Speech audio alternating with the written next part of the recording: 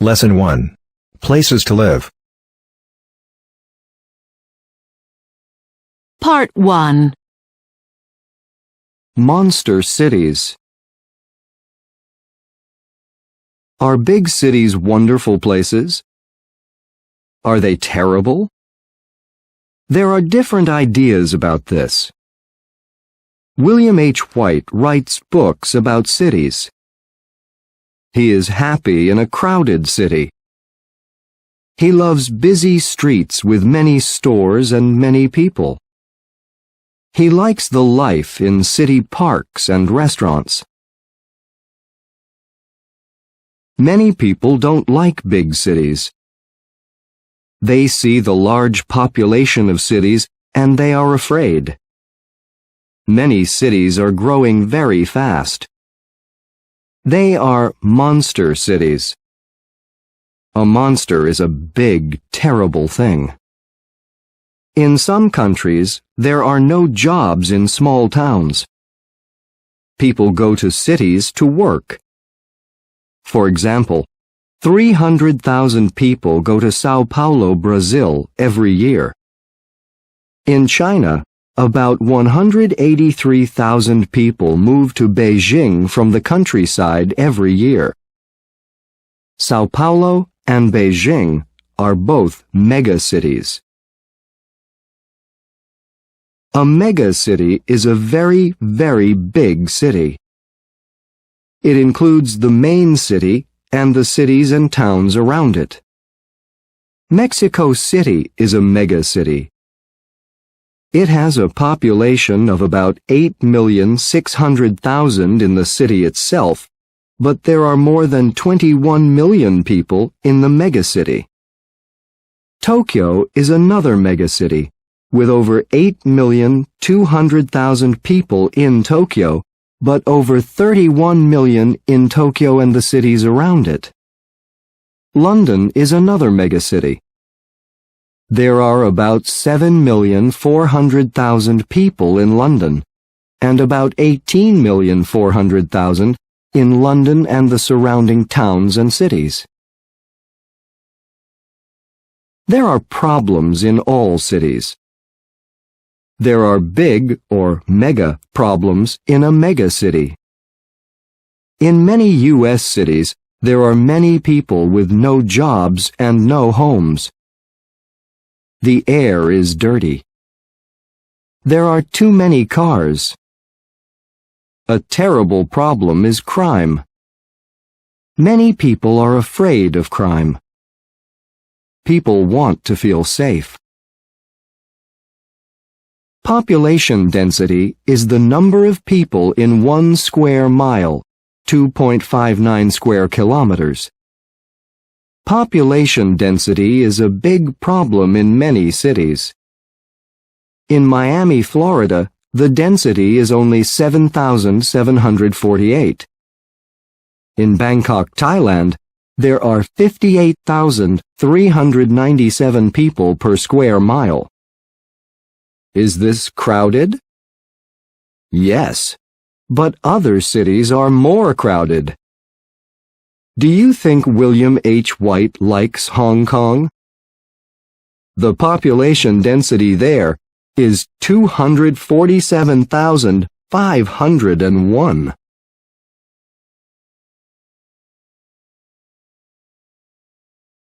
Part 2. My neighborhood. My name is Elena Sanchez. I'm from Mexico, but now I live in California. I'm a student here in English language classes at a small college. I live in an apartment building. It's on the corner of Olive Street and Sycamore Avenue. My address is 2201 Olive Street. There's a big olive tree in front of the building. There's a park across the street. There are a lot of oak trees in the park. The trees are beautiful in the summer. A lot of my neighbors are from different countries. The people next to me are from Indonesia. The family across from the Indonesian family is from Colombia.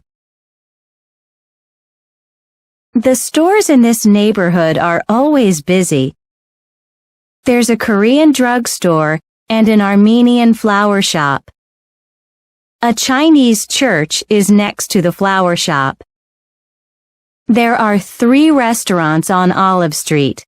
1 Mexican, 1 Japanese, and 1 Moroccan Italian American. I like my neighborhood, but I ask myself one question. Where are the Americans?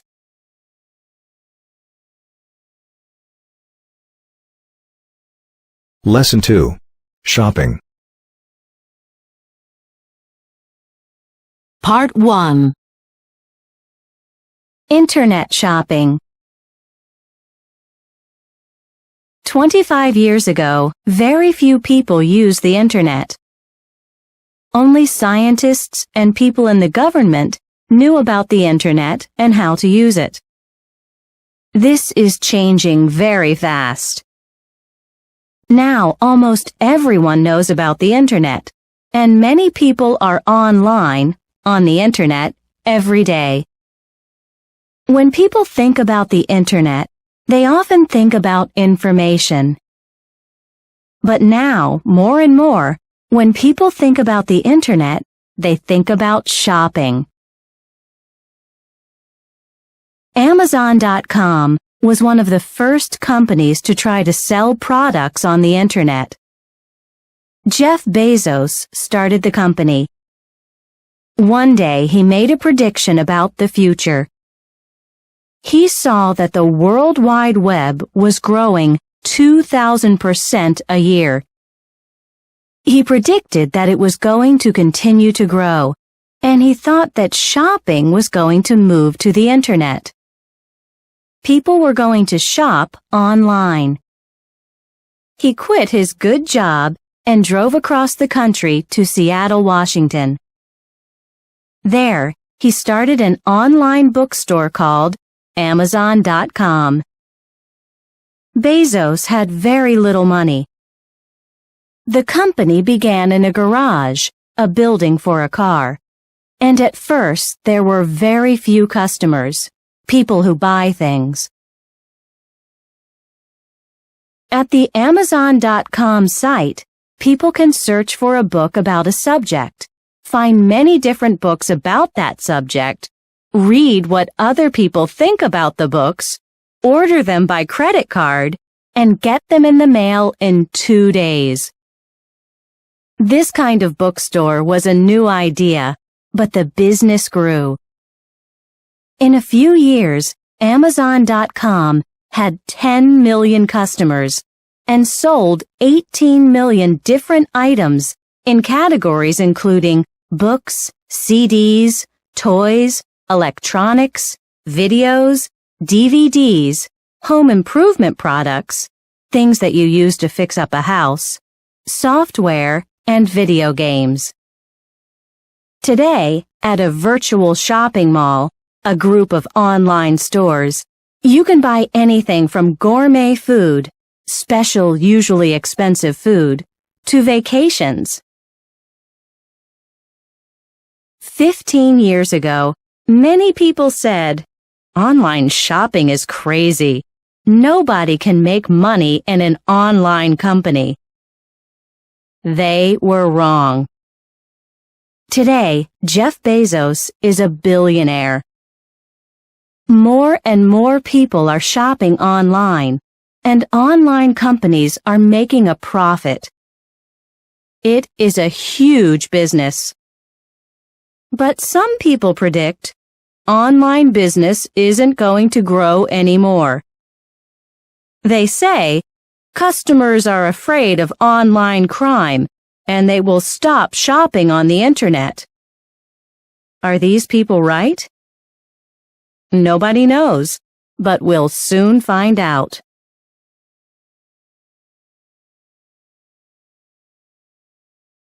Part 2. Predicting the future of shopping.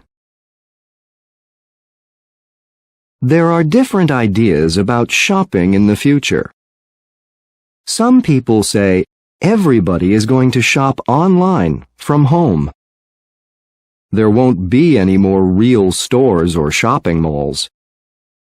But other people have a different picture of the future. They say, there will still be shopping malls. In the future, many people will work at home, alone, on their computers. They'll want to go out to stores for their shopping. They'll want to socialize, be with other people. Maybe they're right. But the stores of the future will probably be different from stores today. Shopping in stores will be easy. First, people won't need to carry many bags from store to store. In stores, they will only choose products. They won't carry them home. The stores will deliver most of their purchases, such as clothes and books, to their houses. Second, people won't need to carry money or credit cards with them. An eye scan will identify their eyes and put their purchase on their credit card. Shopping malls will probably also be different from today. They won't only have big department stores and many small stores. Malls will still be places for shopping and for entertainment, such as movies. But in malls of the future, busy people will also do other things. They will go to the doctor, the dentist, and the post office. They will go to the gym, too. Everybody agrees about one thing. Shopping will be different in the future.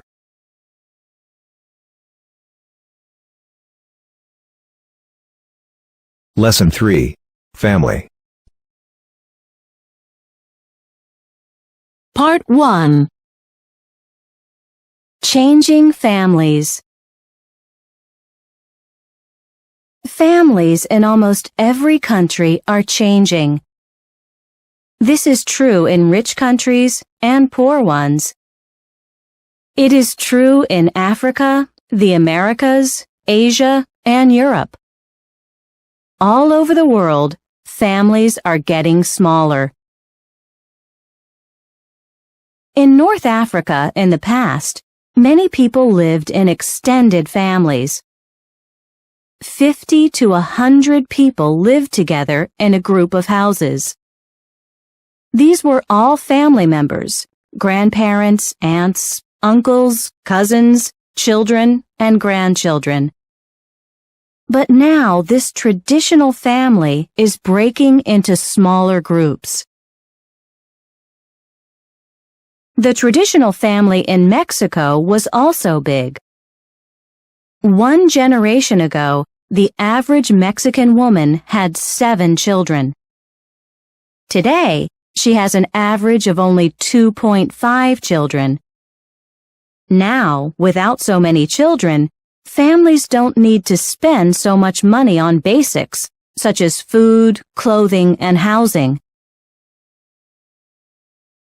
The traditional Japanese family was also an extended family: a son, his parents, his wife, his children, and his unmarried brothers and sisters.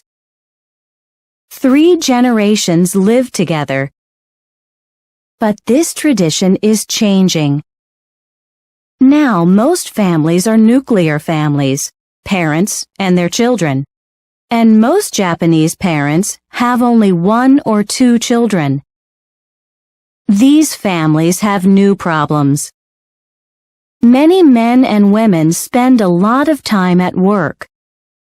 They don't spend much time together as a family. This can be very difficult. Some young women don't want this kind of marriage. They get a job and live with their parents. They say, "I don't need to get married." In Europe, in traditional families, the woman stayed home with the children and the man had a job.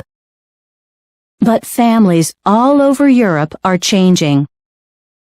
the number of divorces is going up. In Germany, 41% of all marriages end in divorce. In Finland, that number is 56%. Many Europeans don't get a divorce, but they don't get married either.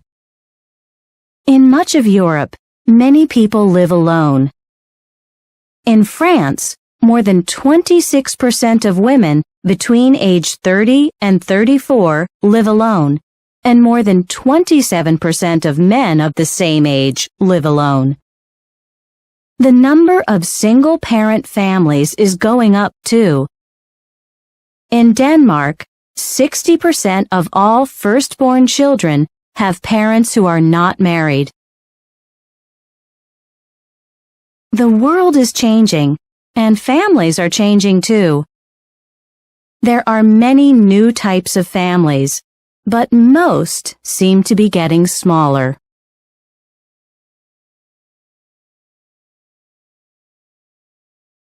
Part 2. Our family reunion.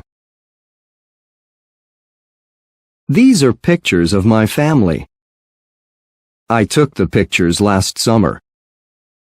We don't live together. We live in different cities, different states, and 2 countries. But we often talk to each other on the phone or send email. Every summer, all the relatives come together for a week. This is our family reunion, and it's so much fun. There are 2 branches in our family, one branch from Mexico and one from the United States. People come to the reunion from California, Arizona, New York, and Florida. Other people come from Mexico City and Puerto Vallarta. We alternate the reunion place, one year in Mexico and the next year in Arizona. My great-grandparents lived in Puerto Vallarta, and my grandparents now live in Arizona. At the reunion, we have a picnic one day. We play baseball, swim, and eat a lot.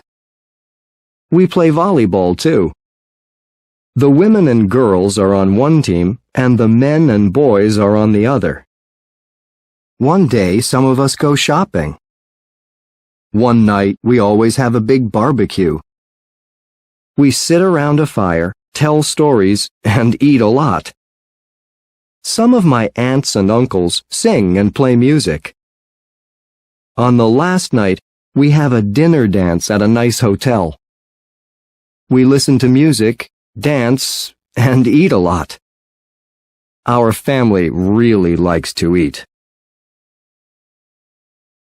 We don't only eat. We visit with each other all week. We talk about problems. We plan weddings and cry about divorces. Sometimes we argue. All bring their new babies, new wives and husbands, and new girlfriends and boyfriends. It's good to have a big family. But at the end of the week, I'm always very tired. I'm happy to be alone.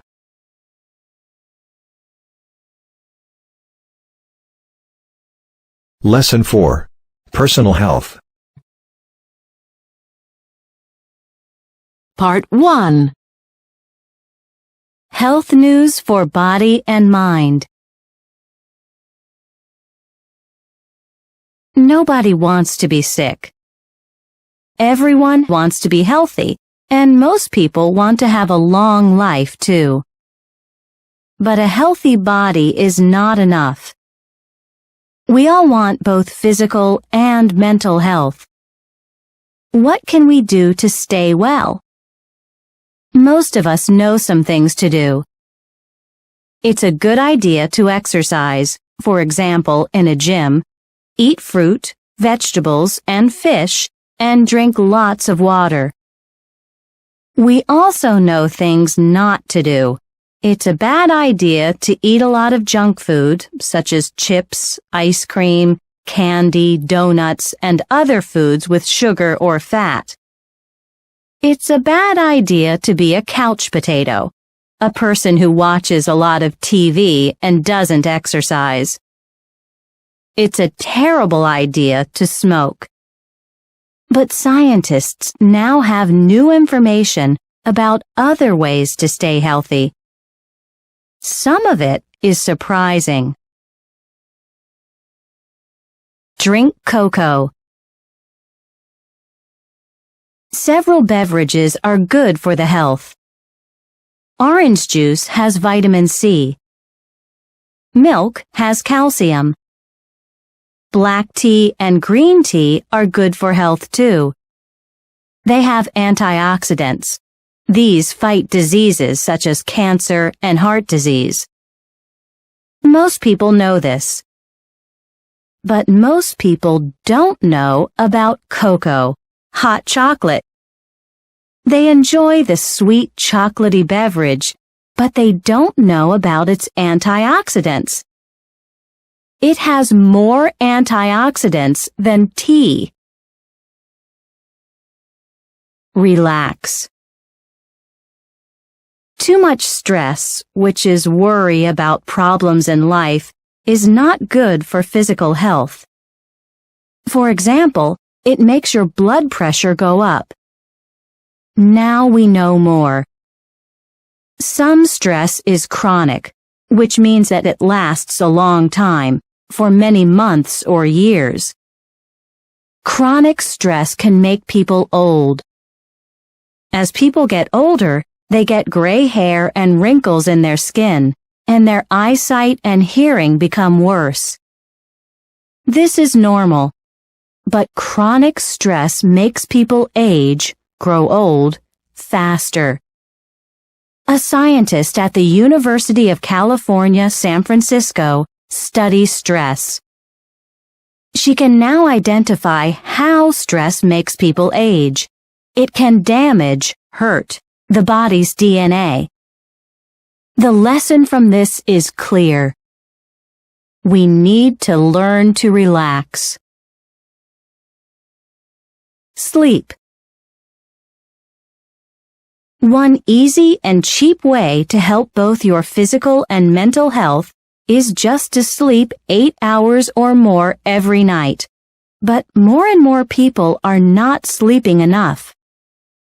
According to the World Health Organization, over half the people in the world may be sleep deprived, which means they don't get enough sleep. Sleep-deprived people often have medical problems, such as high blood pressure, diabetes, a problem with sugar in the blood, and heart problems. It is also more difficult for them to make decisions. Clearly, we need to find time to get more sleep. But there is another reason. A new study from Germany found that sleep makes people smarter. The study shows that the brain continues to work during sleep and helps the sleeper to work on problems. You didn't do your homework last night?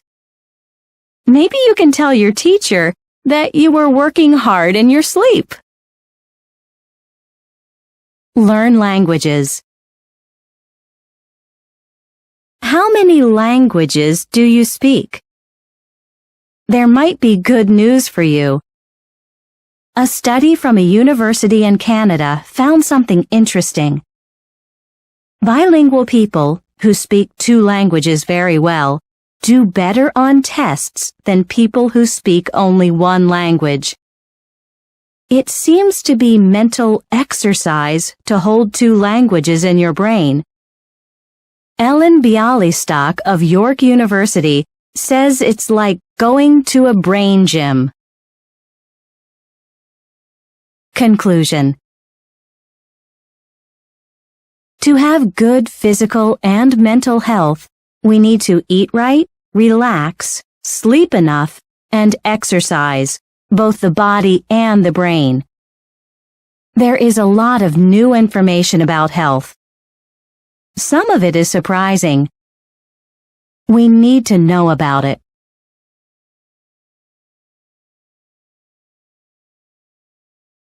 Lesson 5. Women and Men. Part 1. Men's talk and women's talk in the United States. Marriage is often not easy. Love is often not easy. Sometimes friendship between a man and a woman is not easy. Maybe a man and a woman love or like each other, but they argue. They get angry. Later they apologize, but it happens again and again. What's the problem? Are men and women really very different? Deborah Tannen says yes. Men and women are very different. Tannen teaches at Georgetown University in Washington, D.C. She writes books about the ways people talk. She believes that men and women talk and think in different ways. She tells about some differences in her book, You Just Don't Understand. It begins in childhood. The differences, Tannen says, begin when men and women are children. Very young boys and girls are similar to each other. In other words, they like many of the same things and play in the same ways. They aren't very different. But then there is a change. When children in the United States are 5 or 6 years old, boys usually play in large groups. One boy gives orders. For example, he says, "Take this, go over there, and be on this team." He is the leader. Boys also brag. In other words, they say good things about themselves. They do this to have a high position, place, in the hierarchy. In other words, the system from low to high. Position in the group is important to boys. Girls in the United States usually play in small groups or with one other girl. A girl's best friend, her very, very good friend, is important to her. Girls don't often give orders. They give suggestions. For example, they say, "Let's go over there. Maybe we should do this." And, "Do you want to play with that?" Girls don't usually have a leader, and they don't often brag. Everyone has an equal position. Boys and girls play in different ways too. Much of the time, little girls sit together and talk. They have conversations. Little boys are usually active. They do things. When children grow up, nothing really changes.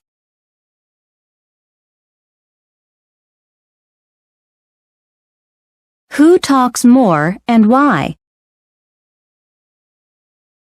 Many people believe that women talk more than men do. According to Deborah Tannen, this isn't exactly true. She says women talk more than men only in private situations, at home, with family, or with a few friends. In public situations, in other words, in a big group or at work, men talk more. Tannen says that men and women often talk for different reasons. Men talk to give or get information. They also talk to get or keep a high position among other men. But for women, people and feelings are important. Women often talk to socialize and show interest and love. They also talk to keep their close relationships with friends and family. Conclusion. Although a man and a woman might speak the same language, sometimes they don't understand each other. Men's talk and women's talk are almost two different languages. But maybe men and women can learn to understand each other if they understand the differences in speech.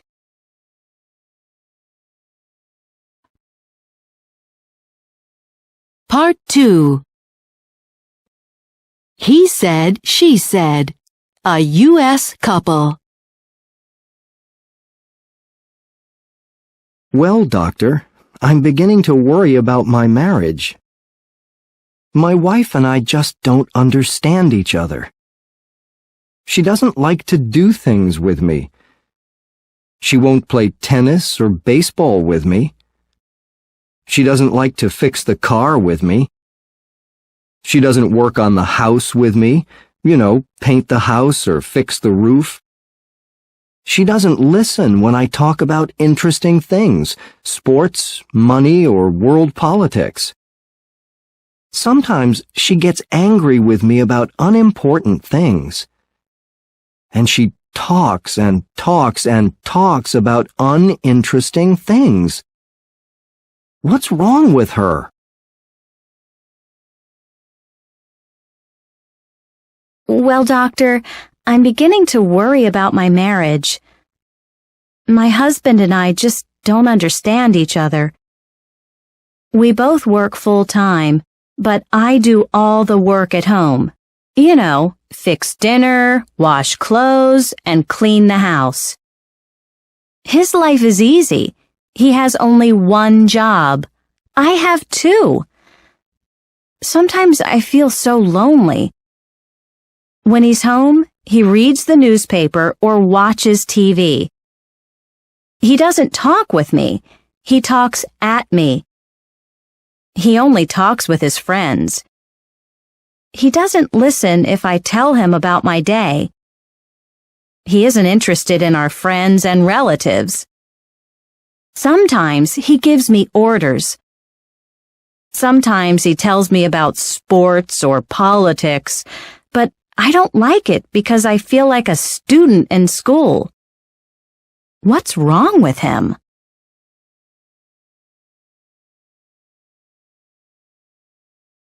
Lesson 6. Sleep and Dream. Part 1.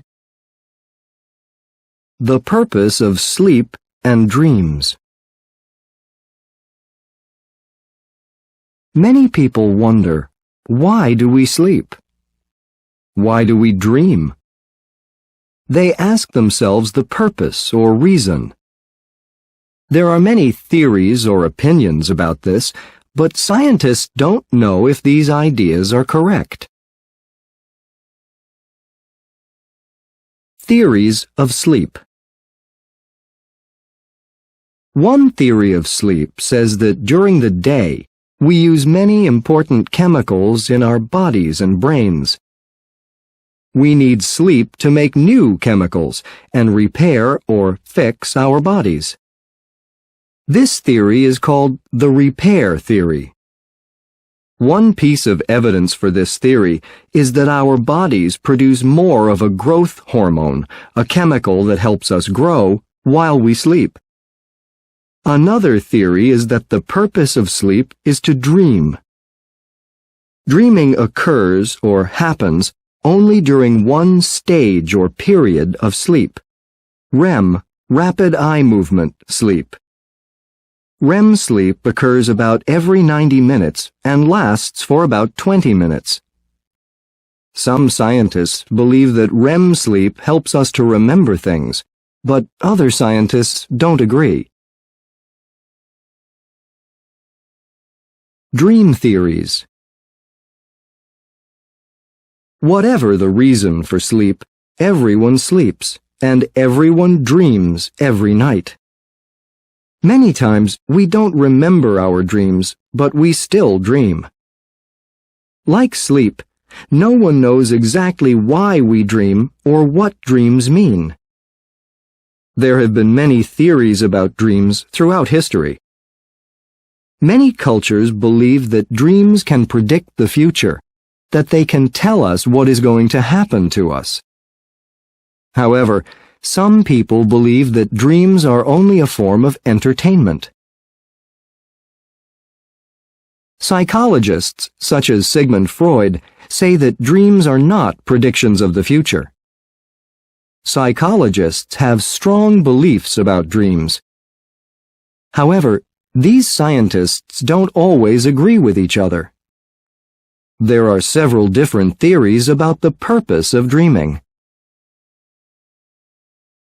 Freud, who wrote around the year 1900, said that dreams can tell us about our emotions, feelings, and desires or wishes. Freud believed that our dreams are full of symbols. In other words, things in our dreams mean other things. For example, a road in a dream isn't really a road. It might be a symbol of the dreamer's life. Freud thought that dreams are about things from our past, from our childhood. Other psychologists say no. They believe that dreams are about the present, about our ideas, desires, and problems now. Other psychologists say that dreams have no meaning at all. New evidence. We still don't know why we dream. However, there is interesting new evidence from research or studies about the brain. When we are awake, many parts of our brain are active.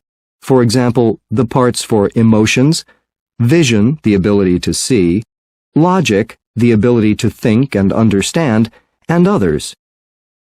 However, when we are asleep and dreaming, the part of the brain for logic is not active. Maybe this new evidence answers one common question. Why do dreams seem so crazy?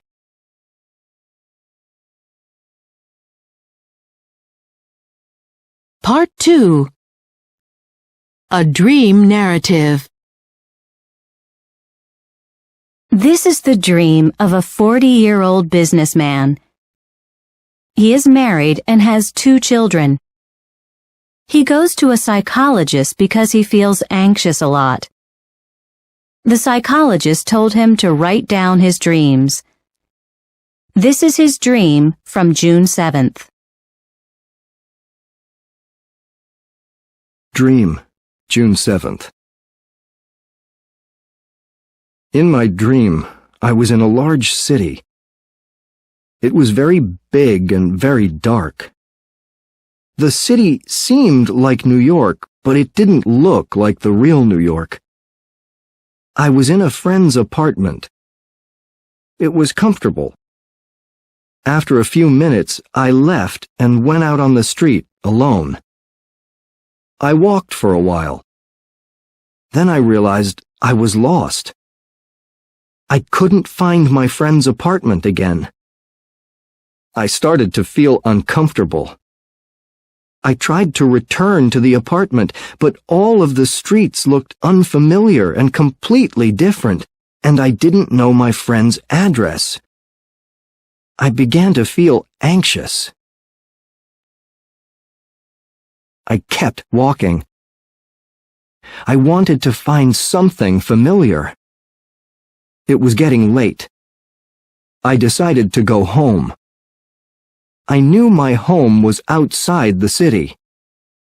I saw buses on the street, but I didn't know which one to take. I couldn't find a way to leave the city. There was a way to get home, but I didn't know it. I asked for directions. The people answered, but they didn't make any sense. All their directions were very complicated, and I couldn't understand them. Suddenly, I was on a boat. The boat was traveling across a very dangerous river. It was dark. The river was very dirty. There was garbage in it. I couldn't see the other side of the river, and I was afraid. I began to think I'll never get home. I tried to ask for help, but no one listened to me. Then I woke up.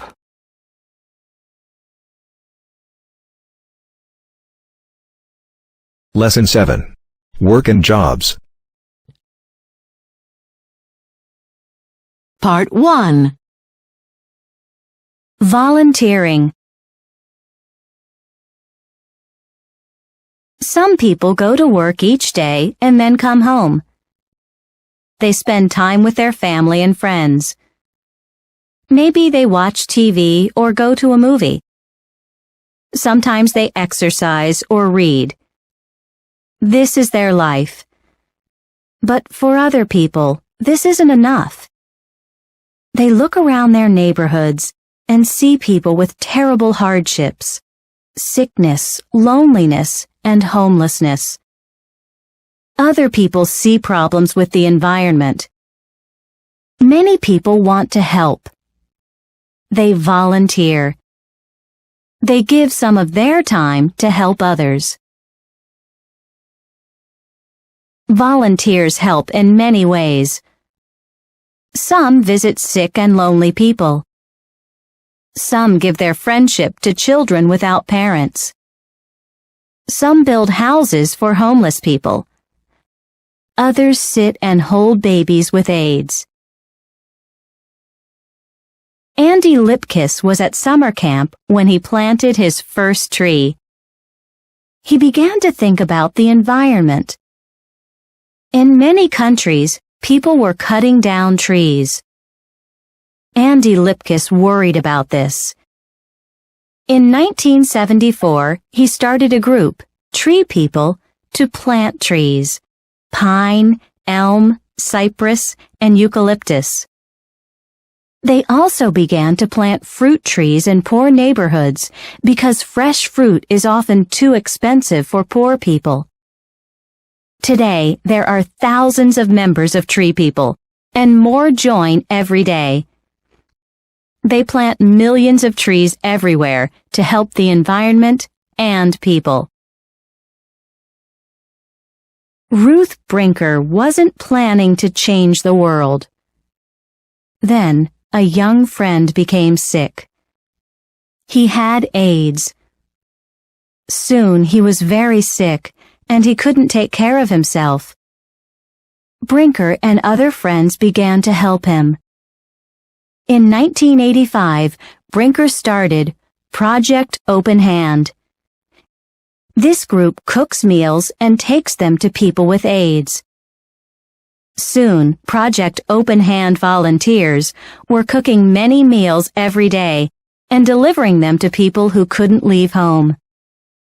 Today, volunteers prepare 2,000 meals daily. Ruth Brinker didn't plan to change the world, but she is making a change in people's lives. Only 3 volunteers began the Marine Mammal Center in Northern California in 1975. Today, there are 800 volunteers. They work with mammals. Mammals are animals that feed on their mother's milk when young.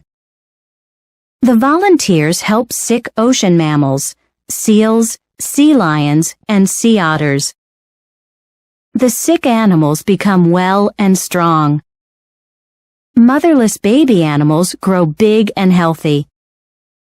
For many weeks, or sometimes months, volunteers help to feed and take care of these animals.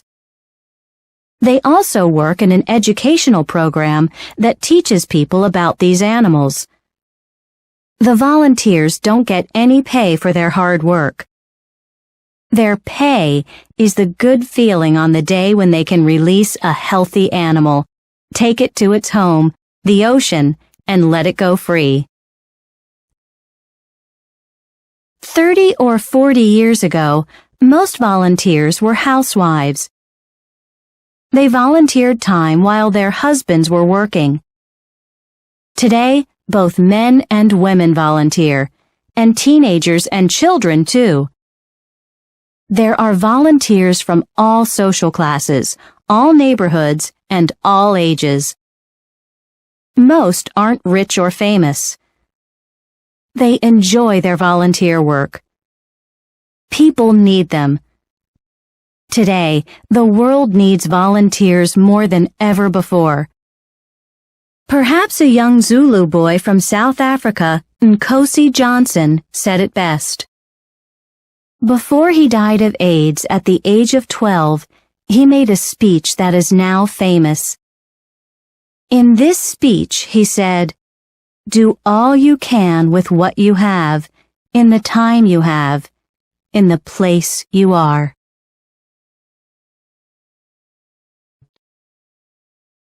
Part 2.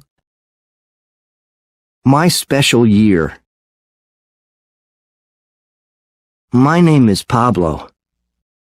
I think I'm a lucky guy. I have a good family, and we live in a nice neighborhood in a really special place, Puerto Vallarta, Mexico. People travel here from many countries for their vacations. We have beautiful beaches, hotels, restaurants, shopping, and sports. However, in my beautiful hometown, there are also very poor neighborhoods. These areas are crowded and have a lot of crime. Life is terrible for many of the children in these areas. Some don't really have a childhood because they're homeless and live on the streets. They don't have families or education. They don't have enough food. Most of them have chronic stress. Many use drugs or have diseases or mental problems. Last year, I came back to Puerto Vallarta from my university in Mexico City. I spent 1 year as a volunteer with an organization called Outreach International. They have several programs. I volunteered for one program to help street children. It was the best and most difficult year of my life. I learned a lot that year. I worked in a home for street children, all boys at this one. It's in an old school that nobody uses now. At this home, the boys have a place to sleep and 3 meals daily, but it's not a school. They go to a neighborhood school. The home keeps the boys off the streets. It shows them another way of life. As a volunteer, I helped to prepare meals. I taught games such as basketball and football and art. I helped the kids with their homework. These kids can be fun. They have a lot of energy, but they're also really tough. Their hardships on the streets make them strong, and not always sweet little children. At this boys' home, I met 2 other volunteers, Brian from Canada and Greg from Australia. In many ways, we were very similar. We were the same age, came from good homes, had a good education, and liked to travel. They were both college students, like me. We became friends. I helped them with Spanish, and they helped me with English. They came to meet my family, and we had fun together. Now we email each other. But more than anything, I will always remember the children. I hope their lives can be better in the future. The contrast between their lives and my life is big. I hope they can have a good life, like I do.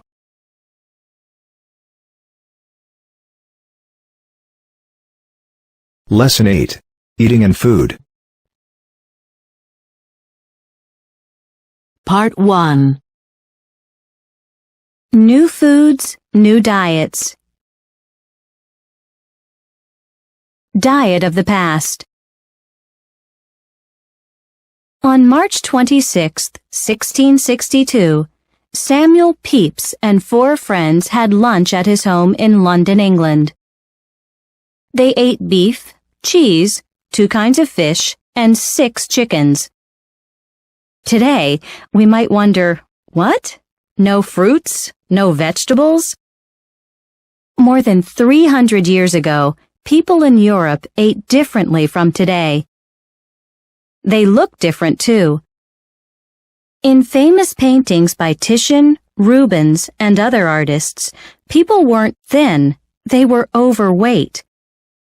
But people 300 years ago thought, how attractive, not how ugly. Today's diet. Today, people are learning more about health. Many people are changing their ways of eating. They're eating a lot of fruits and vegetables. Many of the vegetables are raw. They aren't cooked because cooking takes away some vitamins, such as vitamins A, B, and C. People are eating less sugar. They're eating low-fat foods. They're not eating much red meat. They're drinking less cola and coffee. Trying to be thin. People these days want to be slim, not fat. Sometimes people in North America go a little crazy to lose pounds. Thousands of them join gyms and diet groups, go to special diet doctors, or spend a lot of money at diet centers. Each year, Americans spend more than $46 billion on diets and diet products. More people are overweight. However, there is an irony, a surprising opposite result to all this dieting. While many people are becoming thin, other people are becoming overweight. More people are overweight than in the past. In many countries, there is a serious problem with obesity. In other words, a condition of being very overweight. There are 2 main reasons. First, these days many people often go to fast food restaurants. They didn't in the past. At these restaurants, many of the foods, such as fried potatoes and meat, are high in fat. Some of the dairy products, such as cheese, are high in fat, and others, such as ice cream, are high in fat and sugar. This seems similar to Samuel Pepys's party, doesn't it? Second, dieting doesn't often work. Sometimes people lose weight fast, but they usually gain it back again. Almost 95% of all people gain back weight after a diet. One problem with obesity is easy to see. Overweight people have more sicknesses, such as heart disease and diabetes. Sometimes people go crazy over food. Sometimes they eat very little because they want to be slim. Other times, they eat lots of bad foods because these foods taste good. When will people learn? Too much food, too little food, and the wrong foods are all bad ideas.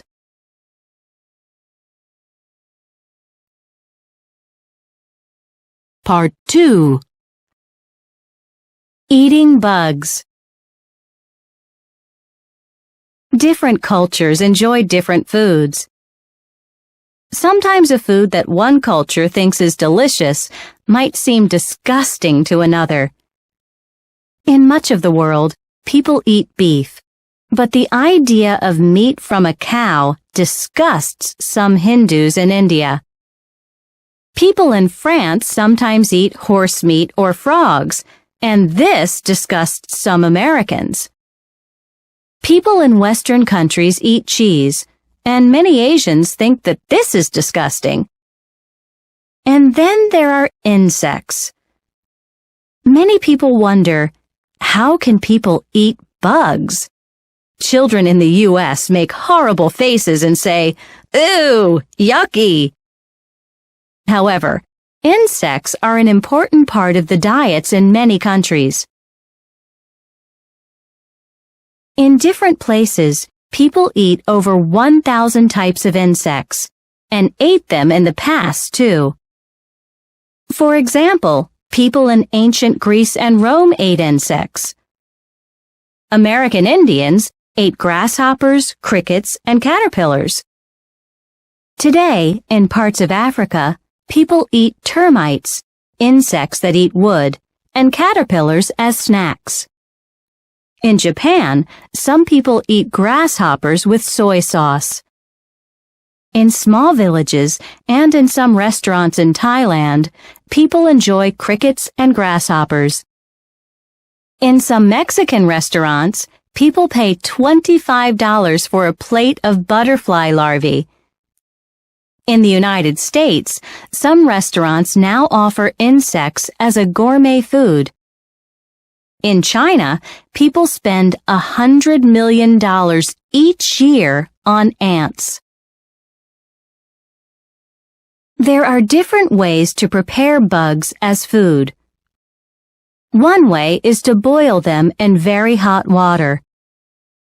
In Colombia, some people spread them on bread.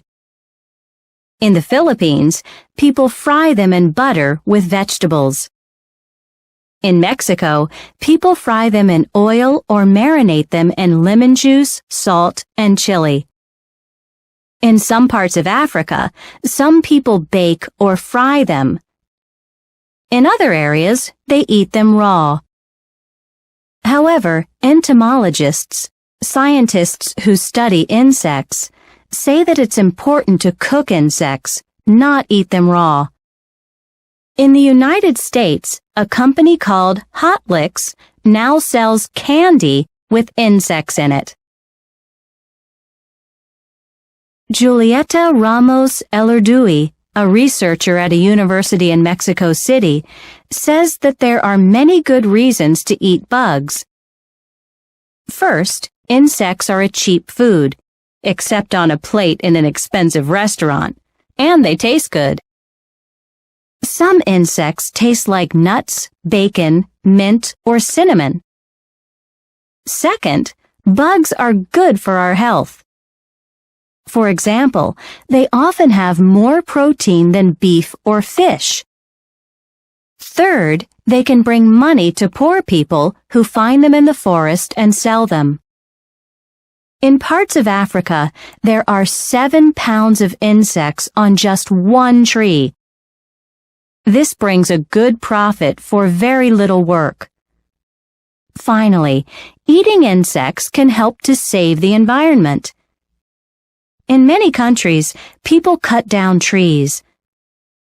However, they will not do this if the trees have insects to eat or sell. People worldwide are now eating foods from other countries. People in the West now enjoy Japanese sushi, a small roll of cooked white rice served with a garnish of raw fish, vegetables, or egg.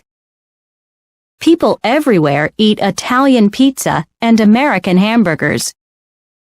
Maybe someday, in a fast food restaurant in any country, a customer will say, "Give me a hamburger and an order of caterpillars, please."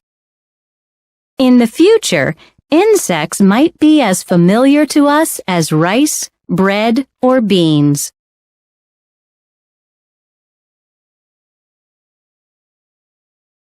Lesson 9. Places to visit. Part 1. Adventure vacations. People like different kinds of vacations. Some go camping. They swim, fish, cook over a fire, and sleep outside. Others like to stay at a hotel in an exciting city. They go shopping all day and go dancing all night. Or maybe they go sightseeing to places such as Disneyland in the United States, the Taj Mahal in India, or the Louvre in France.